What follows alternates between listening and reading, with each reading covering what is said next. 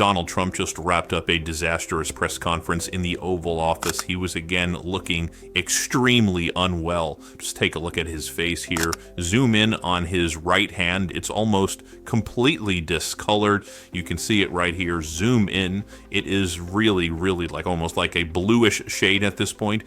Then during this press conference, Donald Trump was asked, "What is your response to people believing you were dead over the weekend?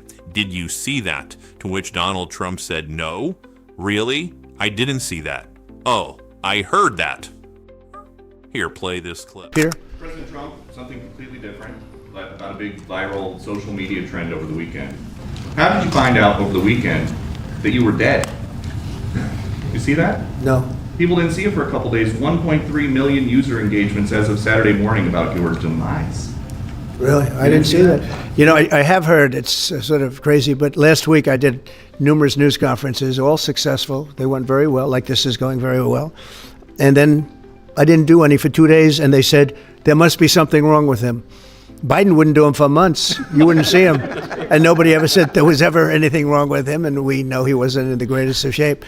No, I heard that. I get... Next, Donald Trump is asked about the video that's since gone viral. We posted it here on the Midas Touch Network of an individual at the White House opening up one of the windows and apparently throwing things out the window like garbage bags or something. This was very suspicious, especially given Donald Trump's apparent deteriorating physical condition. But then Donald Trump claims that didn't really happen. That's all AI. Here, play this clip.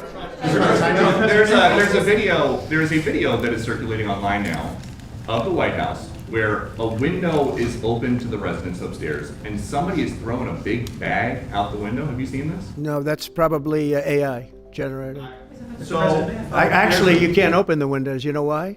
They're all heavily armored and bulletproof. So that's a fake video. Well, it's got to be, because I know every window up there. The last place I'd be doing it is that, because there's cameras all over the place, right? Including yours.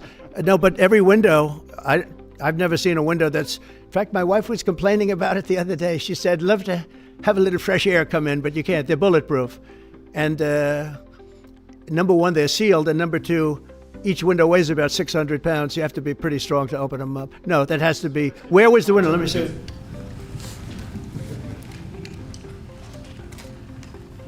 Maybe from the renovations. Which is the window?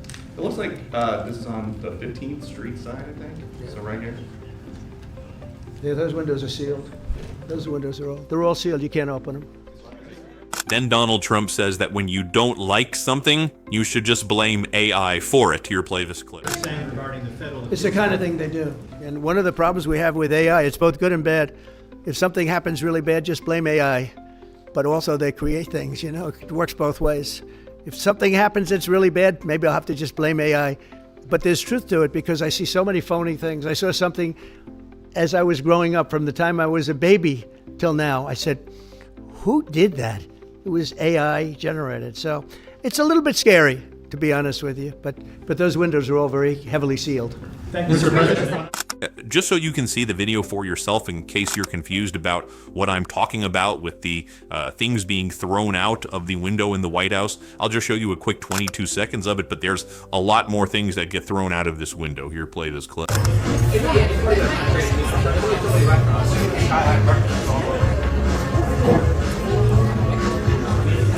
got another one? Let me see. Yeah, let's stay in that little outhouse on the end. Oh, somebody there, right? Right now, right? Oh, there you go. You got it. It should also be noted as well that a White House spokesperson previously confirmed that things were being thrown out of the window. The White House said that it was a contractor doing regular maintenance while the president was gone. I don't think he was gone, and that doesn't appear to be regular maintenance to me. In any event, Donald Trump is next asked, what's your response to the fact that Russia jammed the GPS of a plane that was flying the president of the European Union Commission, Ursula von der Leyen? In other words, an assassination attempt by Russia. And Donald Trump's response was to parrot Russian propaganda and say, actually, that's probably a good thing if you don't get to use your phone if they jam your GPS. Probably a good thing by Russia. A good thing? they tried to assassinate the president of the European Union Commission. Here, play this clip. We talked about controlling the sky. On Sunday, the satellite signal of Ursula von der Leyen's plane was led With Ursula? Well, she had an interesting event. She's a tremendous woman. And so what are you asking me about her? NATO is concerned about it, and too, about this. True, NATO is concerned about it. Well, nobody knows where it came from, but they did take away her ability to use a phone. You know, sometimes that's a good thing. Sometimes that could happen to me. I'd be very happy. But next, Donald Trump is asked to respond to the fact that China is throwing a military parade that Putin and Kim Jong-un will be attending after India's Prime Minister Modi was visiting China as part of the Shanghai Cooperation Organization meeting in Tianjin, and all these world leaders were in China as Xi Jinping was trying to assert dominance over Donald Trump. And Trump is asked, does this worry you? And Trump's like, nah, China needs us. Here, play this clip. We're going to have this place spick and span. It's going to be crime-free, and it's going to be spick and span. It's going to be, you'll be proud of Washington again. Go ahead, please. Sir, China's having a massive military parade that President Putin and Kim Jong-un will be attending. Do you interpret that as a challenge to this? And are you concerned at all about those countries being some sort of counterweight? Not at all. China needs us, and I have a very good relationship with President Xi, as you know. But China needs us much more than we need them. No, I don't see that at all, no. And I had actually a very good meeting with President Putin a couple of weeks ago. We'll see if anything comes out of it. If it doesn't. Again, how weak and pathetic was that? Then Donald Trump is asked to respond to the federal court ruling in the Northern District of California, declaring that Donald Trump's use of the military in California was a violation of the Posse Comitatus Act, that it was unlawful and that it needed to stop. The court temporarily stayed its own order pending a Trump appeal. So the 300 remaining National Guardsmen and women can still stay in D.C., but Donald Trump then kind of yells at the reporter and goes, why didn't you ask me the real question? And the reporter's like, what do you mean the real question? Why didn't you say the facts? Here, play this clip. Today, in California, ruled that your deployment of National Guard troops to Los Angeles was illegal. Do you have any response? Well, it was a radical left judge, but very importantly, what did you not tell me in that question or statement that you made? Pretty much of a statement, I think. Well, I was asking for your response. No, you didn't say what the judge said, though. The judge said, but you can leave the 300 people that you already have in place. They can continue to be in place. That's all we need. But why didn't you put that as part of your statement? Because the same judge ruled exactly as you said, except the judge said that you can leave the 300 people that you already have in place. They can stay, they can remain, they can do what they have to do. Thank you very much, everybody. We appreciate it. Thank you. Thank you. Then Donald Trump blames the horrible day at the stock market on the ruling by the Federal Circuit Court of Appeals, finding that Donald Trump's tariffs were unlawful. See, Donald Trump's going to try to use that as a scapegoat, as he always does, because he's weak and pathetic and vile. Here, play this.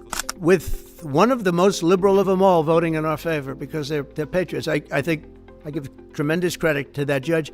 And now it's going to the Supreme Court. Now we're going to be asking for early admittance. We're going tomorrow, and we're going to ask for expedited ruling because, when you look at the stock market's down today, the stock market's down because of that. Because the stock market needs the tariffs. They want the tariffs.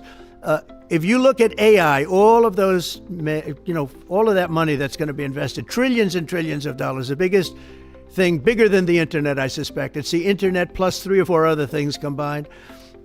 We are leading very substantially with AI.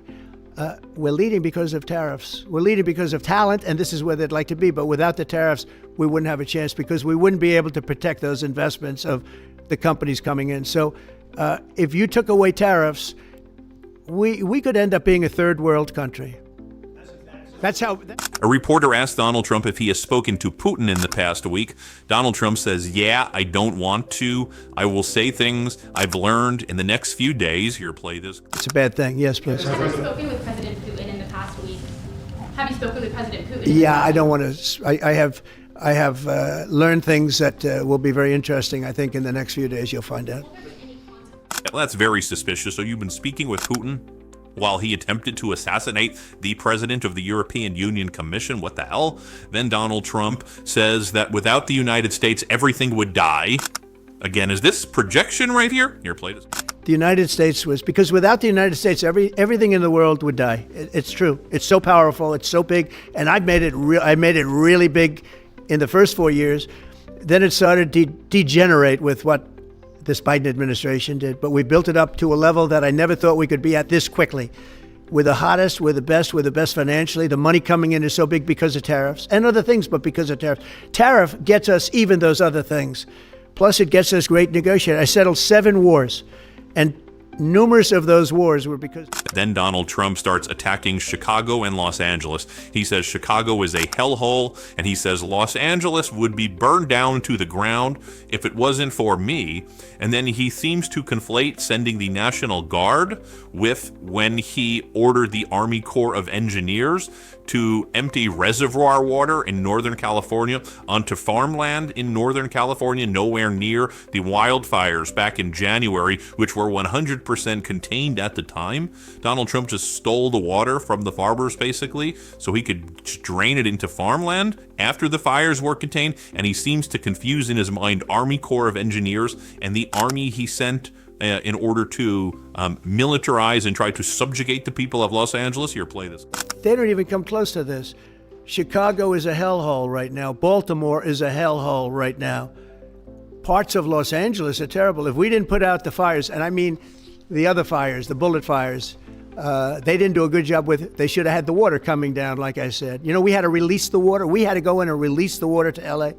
It's so badly run. But if I didn't send the National Guard into Los Angeles, I would be making an announcement today. I'd be talking about Huntsville, and I'd simultaneously be saying, by the way, the Olympics is not coming to Los Angeles. Then Donald Trump says, no matter what, we're going into Chicago. Let's play. The top law enforcement person in Los Angeles said, we could not have handled it without them. So that's what he said. Make your mind up on Chicago, though? Well, we're going in. I didn't say when. We're going in. When you lose, look, I have an obligation. This isn't a political thing. I have an obligation. When we lose, when 20 people are killed over the last 2.5 weeks, and 75 are shot with bullets. So let me tell you a little story about it. Then Donald Trump says that people in Maryland do not need housing. Here, play this. All he has to do is say, sir, we need help. It's out of control. And everyone knows it is. He's not kidding anyone. I would love to have, I would say, Governor Moore call, because I watched him over the weekend trying to explain that Baltimore, what they need is housing. No, they don't need housing. They need to get rid of the criminals. These are hardcore criminals. You know, we took many people off the streets of Washington, D.C. They're hardcore. They're not going to be good. In 10 years, in 20 years, in 2 years, they're going to be criminals. They were born to be criminals. Frankly, they were born to be criminals. And then I guess what this press conference was about was Space Command. The Trump regime is removing Space Command outside of Colorado, and they're putting it in Alabama. Here, play this clip. And this will be there for hopefully hundreds of years. That's where it's going to be. I will say I want to thank Colorado. The problem I have with Colorado, one of the big problems, they do mail-in voting. They went to all mail-in voting. So they have automatically crooked elections, and we can't have that. When a state is for mail-in voting, that means they want dishonest elections, because that's what that means. So that played a... The entire congressional delegation of Colorado, including Republicans, have just come out with a statement saying that this is a waste of billions of dollars in taxpayer dollars because the facility's been built in Colorado. You're going to get rid of massive amounts of jobs. This is the epitome of waste, fraud, and abuse. And you hear Donald Trump saying it is, oh, because they do mail-in ballots in Colorado. What the hell are you doing? By the way, this is why our deficit is rising under Trump more than it did under Biden, because it's the waste, fraud, and abuse is Donald Trump. And finally, earlier today, you can hear Donald Trump when he called in to this podcast by Scott Jennings. Trump sounded really rough. His voice, again, it's very, very sickly. Here, playing this clip.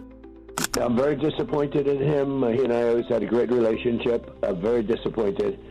Thousands of people are dying. They're not Americans that are dying, but they're Russians and they're Ukrainians, and there's thousands, and it's a war that makes no sense.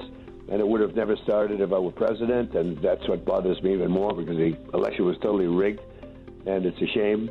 We'll see what happens, but I'm very disappointed in President Putin, I can say that, and we'll be doing something to help people live. You know, it's not a question of Ukraine, it's help people live. 7,000 people are dying every single week, soldiers mostly, but 7,000 people. And if I can help to stop that, I think I have an obligation to do it.